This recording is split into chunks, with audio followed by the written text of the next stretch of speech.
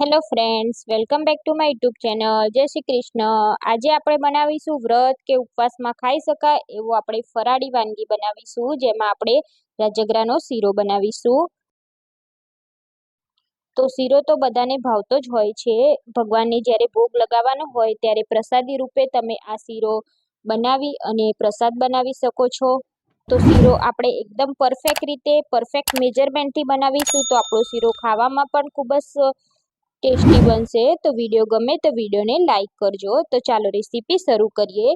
તો શીરો બનાવવા માટે સૌપ્રથમ આપણે પાણીને ઉકાળવાનું છે. તો અહીંયા મેં એક પેનમાં 1 ગ્લાસ જેટલું પાણી ઉકળવા મૂક્યું છે. તો હંમેશા શીરો બનાવતી વખતે આપણે આ રીતે પાણી ઉકાળીને જ શીરામાં એડ કરીશું તો જ શીરો ખાવામાં સરસ લાગે છે. તો હવે આપણે 1 ગ્લાસ પાણી અને અડધા કપ જેટલો આપણે ગોળ એડ કરીશું. જો તમે ગોળથી ના બનાવવો હોય તો તમે ખાંડનો પણ ઉપયોગ કરી શકો છો. તો આ રીતે આપણે ગોળને ઓગળવા દેવાનો છે. તો આપણે પાણી અને ઉકળવા મૂકીશું. તો સાઈડના ગેસ ઉપર આપણે પાણીને ઉકાળવાનું છે, સાથે સાથે આપણે શીરો બનાવવાની શરૂઆત પણ કરી દેવાની છે. તો એના માટે મેં કઢાઈમાં 2 ચમચી જેટલું ઘી એડ કર્યું છે. તો અત્યારે ઘી આપણે 2 ચમચી જ એડ કરીશું. જો જરૂર લાગશે તો આપણે ઉપરથી પણ એડ કરી શકીશું. તો ઘી ગરમ થાય એટલે આપણે રાજગરાનો લોટ એડ કરવાનો છે. તો ઘી ગરમ થઈ ગયું છે. હવે આપણે અડધા કપ જેટલો રાજગરાનો લોટ એડ કરીશું. તો રાજગરાનો લોટ તમને ઇઝીલી કરિયાણાવાળાની દુકાને મળી જશે. તો આ લોટને આપણે ઘીમાં શેકવાનો છે. તો ગેસની ફ્લેમ અહીંયા આપણે સ્લો ટુ મીડિયમ જ રાખવાની છે અને લોટને આપણે આ રીતે ઘીમાં સરસ રીતે શેકવાનો છે. લોટનો કલર હલકો એવો બ્રાઉન કલર આવે ત્યાં સુધી આપણે લોટને શેકવાનો છે. લગભગ 2 થી 3 મિનિટ આ રીતે ચલાવતા રહેવાનું છે અને લોટને શેકવાનો છે. તો આ રીતે લોટ શેકી અને શીરો બનાવવામાં આવે છે તો જ શીરાનો પરફેક્ટ સ્વાદ આવે છે. તો જો લોટ સરખો શેકાયો નહીં હોય તો શીરો તમને ખાવામાં કાચો લાગશે અને ખાવાનો ટેસ્ટ સારો નહીં આવે. તો આ રીતે આપણે હલાવતા જઈશું અને લોટને 2 થી 3 મિનિટ જેવું શેકી લઈશું. તો 2 થી 3 મિનિટ જેવું આપણે લોટને શેકી દીધો છે, તમે જોઈ શકો છો. હવે આપણે જે પાણીને ઉકાળી રાખ્યું છે તે આમાં એડ કરીશું. તો પાણીને આપણે ગરમ ગરમ જ આ રીતે એડ કરવાનું છે.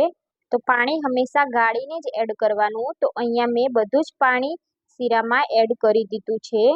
તો પાણી એડ કર્યા પછી આપણે તરત જ આ રીતે હલાવતા રહેવાનું છે અને ગેસની ફ્લેમને મીડિયમ રાખી આપણે આ રીતે ચલાવતા રહી અને પાણી જ્યાં સુધી આપણું બળી ના જાય ત્યાં સુધી આપણે તેને ચલાવતા રહેવાનું છે. તો શીરામાં જ્યાં સુધી ઘી છૂટું ના પડે ત્યાં સુધી આપણે સતત આ રીતે હલાવતા રહી અને તેને શેકવાનું છે. તો અહીંયા તમે જોઈ શકો છો, અહીંયા પાણી આપણું અડધું થઈ ગયું છે. હવે આપણે તેમાં ઇલાયચીના દાણા એડ કરી દઈશું. તમારી જોડે ઇલાયચી પાવડર હોય તો તે પણ તમે એડ કરી શકો છો અને આપણે સૂકી દ્રાક્ષ એડ કરી દઈશું. તો તમારે બીજા કોઈ ડ્રાય ફ્રૂટ્સ એડ કરવા હોય તે પણ તમે કરી શકો છો. તો હવે આપણા શીરામાંથી ઓલમોસ્ટ ઘી છૂટું પડવા આવ્યું છે, છતાં આપણે એને હલાવતા રહીશું. તો અહીંયા આપણા શીરામાંથી પાણી ખર્ચાઈ ગયું છે, તમે જોઈ શકો છો. આ રીતના બબલ્સ પડવા લાગે છે અને ઘી પણ છૂટું પડી ગયું છે. તો આ રીતે આપણું ઘી છૂટું પડી જાય એટલે આપણો શીરો અહીંયા રેડી થઈ ગયો છે. તો તમે જોઈ શકો છો એકદમ પરફેક્ટ રીતે આપણો શીરો બની ગયો છે. તો જ્યારે ઉપવાસ હોય અને તમને ભૂખ્યું ના રહેવાતું હોય તો તમે આ શીરો બનાવીને ખાશો તો તમને ભૂખ પણ નહીં લાગે, એટલો તમને કામ આવશે. તો તમે વ્રત ઉપવાસમાં આ શીરો જરૂરથી બનાવજો અને તમારો અનુભવ મને કમેન્ટ બોક્સમાં જરૂરથી જણાવજો. જો વિડીયો સારા લાગતા હોય તો વિડીયોને વધુમાં વધુ શેર કરો, લાઈક કરો, કમેન્ટ કરો અને મારી ચેનલને સબસ્ક્રાઈબ ના કરી હોય તો ચેનલને સબસ્ક્રાઈબ કરી લેજો. તો ફરી મળીશું આપણે નવી રેસીપી સાથે. જય શ્રી કૃષ્ણ.